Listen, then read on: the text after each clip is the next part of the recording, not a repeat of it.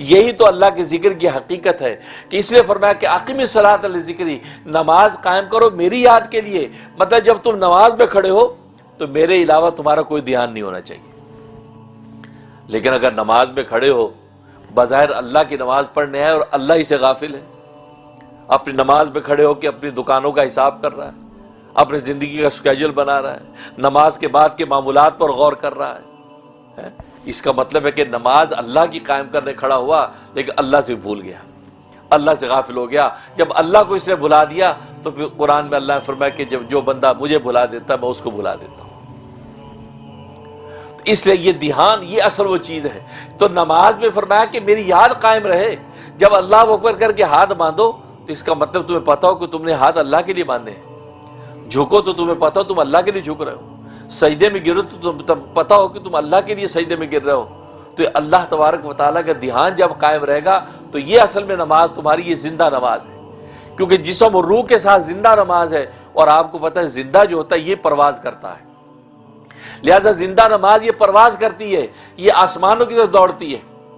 اور فرمایا کہ روشن چہرے کے ساتھ، کیونکہ جو زندہ ہوتا ہے اس کا چہرہ روشن ہوتا ہے، تو تر و تازہ روشن چہرے کے ساتھ اللہ کی طرف یہ پرواز کرتی ہے اور یہ دعا کرتے جاتی ہے کہ اے نمازی، جیسے تو نے مجھے روشن کیا اور مجھے تو نے سوار سوار کے پڑھا ہے، جیسے تو نے میرا خیال رکھا ہے، اللہ تبارک و تعالیٰ تجھے بھی سلامت رکھے۔ یہ دعا دے کر جاتی ہے اور اللہ کے ہاں شرف قبول پا جاتی ہے۔ لیکن اگر نماز میں اللہ کا دھیان نہیں ہے، اللہ کا ذکر نہیں ہے، تو وہ نماز مر جاتی ہے۔ جیسے میں نے بتایا کہ اگر اس پہ یاد اللہ کی تو وہ مر گئی، تو یہ مردہ نماز۔ اب یہ مردہ نماز اللہ کے دربار میں جب جاتی ہے تو یہ مردہ نماز بد دعا دیتے ہوئے جاتی ہے نمازی کو، کیونکہ نمازی کی غفلت کی وجہ سے مری ہے وہ، نمازی نے اس میں اللہ کی یاد کو قائم نہیں رکھا تو نماز مر گئی۔ تو بد دعا دیتے ہوئے جاتی ہے کہ اے نمازی، جیسے تو نے مجھے برباد کیا ہے، اللہ تبارک و تعالیٰ تجھے بھی برباد کرے۔ اس سے آپ اندازہ کریں کہ جو ہم نمازیں پڑھتے ہیں گنڈے دار نمازیں، یہ بد دعائیں کرتی ہیں، بجائے اس کے کہ نماز کا ہمیں کوئی فائدہ ہوتا، وہ الٹا ہمیں بد دعا دے کر جائے گی۔ اور ایک نمازی اگر بد دعا کر دے تو وہ بھاری پڑتی ہے، اور یا خود نماز بد دعا کرے تو قبول ہوگی یا نہیں؟ ایک نمازی آدمی ہو تو آپ کہتے ہیں بڑا نمازی آدمی، یار میرے لیے دعا کیجیے گا۔ نماز کی وجہ سے نمازی کی قیمت بڑھ گئی کہ وہ دعا کے قابل ہو گیا۔ اور یہاں خود عبادت جو نماز کی، جو اللہ کی عبادت ہے، جس کی قبولیت میں کوئی شبہ ہی نہیں ہے، وہ نماز خود بد دعا کر کے جاتی کہ اللہ اس کو اسی طرح برباد کر جیسے اس نے مجھے برباد کیا۔